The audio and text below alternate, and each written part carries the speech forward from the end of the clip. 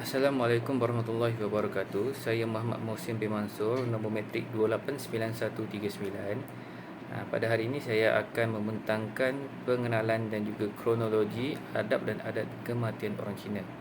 Bagi pengenalan, masyarakat Cina seperti juga masyarakat majmuk yang lain di negara kita, yang juga begitu berpegang teguh kepada adat resam yang berkaitan dengan soal-soal kematian.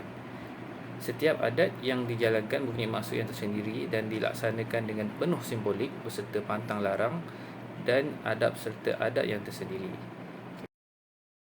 Di dalam tugas saya ini, kita akan berpeluang melihat apakah perkara-perkara yang dilakukan oleh masyarakat Cina khususnya ketika mengendalikan upacara kematian. Untuk upacara kematian, apabila berlaku kematian, mayat akan dibersihkan dan dimandikan sebagai memberi penghormatan terakhir kepada si mati. Setelah dimandikan, mayat disapu dengan minyak wangi dan disolek. Ia bertujuan untuk mengharumkan si mati, terutama apabila berada di alam akhirat. Kemudiannya, mayat tersebut dipakaikan dengan pakaian cantik dan mantra dan doa akan dibacakan bersama ahli keluarga si mati. Untuk penghormatan terakhir kepada si mati, apabila berlakunya kematian, ahli keluarga, saudara mara dan sahabat handai dikehendaki menangis atau meratapi permukian si mati. Tangisan ini perlu dilakukan dengan kuat apabila si mati diletakkan di ruang tamu sehinggalah diusung ke kawasan perkuburan ditanam. Dan juga melupuskan hutang si mati dengan alasan untuk meneterangkan si mati agar tidak disoal di alam akhirat kelak. Bagi sebelum upacara pengebumian, upacara sembahyang mayat bergantung kepada kepercayaan agama si mati. Bagi sesetengah masyarakat Cina, anak cucu si mati akan berbisik di tepi keranda untuk menasihati si mati agar melafazkan nama seorang dewa atau Buddha secara berterusan dalam masa 8 jam selepas kematian. Hal ini diberikan kerana dipercayai dewa atau Buddha akan datang menjemput roh si mati ke syurga jika si mati berbuat demikian secara ikhlasnya. Pembakaran mayat. Ada di kalangan masyarakat Cina yang memilih untuk membakar mayat si mati. Upacara ini dipanggil sebagai pengabuan atau kremasi atau pembakaran mayat. Istiadat pembakaran mayat ini biasanya akan dilakukan sebelum atau selepas majlis memperingati si mati berlaku. Proses pembakaran atau kremasi mayat berlaku di sebuah tempat khusus yang dipanggil krematorium, di mana mayat si mati akan diletakkan di dalam sebuah keranda dan dibakar pada suhu 760 hingga 1150 darjah Celsius. Untuk pengebumian mayat orang Cina akan dikebumikan di suatu tempat yang dipanggil jirat.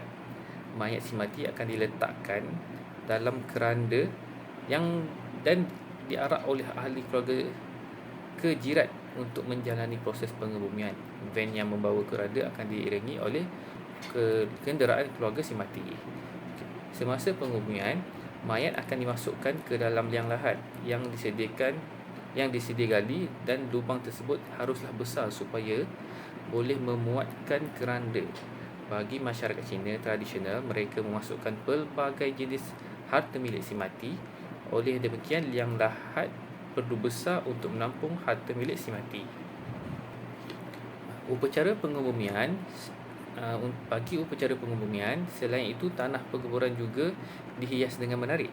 Terdapat beberapa hiasan yang cantik sama ada daripada ukiran warna atau bentuk. Ukiran ini sebagai melambangkan kekayaan si mati ketika hidup. Kubur atau jirat yang besar dan mempunyai bentuk yang menarik menjadi lambang kemewahan. Ini bermakna si mati layak menikmati kemewahan selepas mati seperti ketika hidup. Bagi yang terakhir, selepas upacara pengebumian, selepas kematian ahli keluarga akan menjalani adat berkabung. Baju hitam dipakai beberapa hari sehinggalah hari perkabungan tamat. Setelah itu barulah pakaian warna lain boleh dipakai. Bagaimanapun, bagi isteri yang kematian suami atau suami yang kematian isteri akan terus memakai baju tersebut lebih lama seperti berkabung. Bagi tajuk seterusnya, saya menyerahkan kepada ahli grup saya yang seterusnya, iaitu Miza. Terima kasih semua. Assalamualaikum warahmatullahi wabarakatuh. Saya Miza Ina Farisa binti Abdul Kadir. Baiklah, saya akan menerangkan mengenai adat dan pantang larang kematian bagi bangsa Cina. Pertama, upacara kematian. Upacara kematian dilakukan selama 3 hingga 7 hari bertujuan untuk mengumpulkan sanak saudara. Kemudian derma. Derma berbentuk wang, iaitu sumbangan berbentuk wang perlulah dimasukkan ke dalam sampul berwarna putih. Seterusnya ialah pakaian. Tidak digalakkan berpakaian warna-warni ataupun cerah dan digalakkan berpakaian berwarna gelap ataupun kelabu. Baiklah, kemudian adab di rumah. Tetamu perlulah membawa sepasang lilin, duit kertas dan lain-lain alat sembahyang bertujuan untuk diberikan kepada keluarga si mati yang kurang berkemampuan. Tetamu perlulah menangisi si mati dengan tangisan yang kuat. Kemudian tetamu akan diberikan benang merah ataupun gula-gula yang diikat benang merah sebagai tanda terima kasih. Dan akhir sekali, keranda dan mayat. Keranda dan mayat tidak boleh disentuh oleh tetamu dan keranda perlulah dipastikan dalam keadaan cantik dan baik. Baiklah, saya akan membentangkan slide seterusnya, iaitu barang untuk upacara kematian kaum Cina. Pertama, pakaian. Si mati akan dipakaikan dengan pakaian yang cantik, manakala ahli keluarga akan memakai pakaian berwarna putih ataupun hitam. Kemudian, mata wang palsu. Masyarakat Cina tradisional sebelum ini memasukkan pelbagai jenis harta untuk bertujuan menunjukkan darjat si mati semasa hidup. Namun, terdapat beberapa kes kecurian yang menyebabkan mereka menukar amalan ini dengan digantikan kertas berbentuk duit yang bercok. Seterusnya, lori khas. Mayat akan diusung menggunakan sebuah lori khas yang mana kemudiannya beberapa kertas bersalut logam akan dicampak sepanjang perjalanan ke jiran. Jiran adalah tanah perkuburan yang dihias dengan cantik sama ada daripada ukiran kayu, warna maupun bentuk. Dan akhir sekali ialah keranda.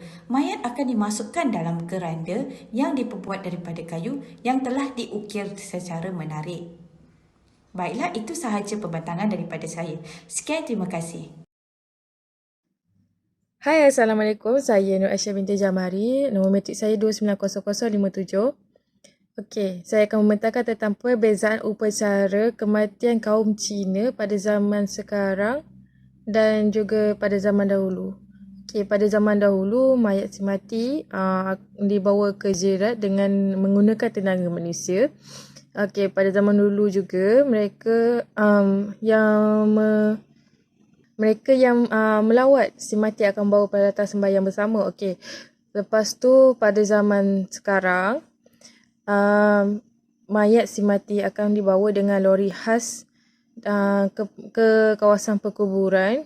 Okey, lepas tu para tetamu yang datang akan membawa kalungan bunga dan derma untuk si mati. Okey, terima kasih kepada rakan saya. Assalamualaikum semua.